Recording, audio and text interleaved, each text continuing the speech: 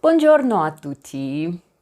I know I cheated. I didn't post a video yesterday, but you know how it is when you're on holiday. Time seems to run away from you. That's what happened to me.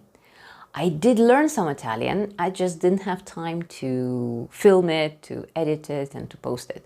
So I'm doing it today. Yesterday, I continued studying with Buso and I learned the verb to do and some activities that go with it. For example, fare yoga, fare palestra.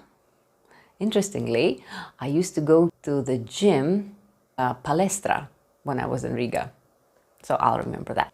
Fare danza, when you go to dance classes. Mi piace fare danza. Fare jogging. No, not a big fan of jogging here. Fare nuoto. That's a fun activity, but I'm not really into it. And the new question, che sport fai? And I learned that the verb to do changes according to the person. Io faccio. Tu fai. Lui, lei fa. Noi facciamo.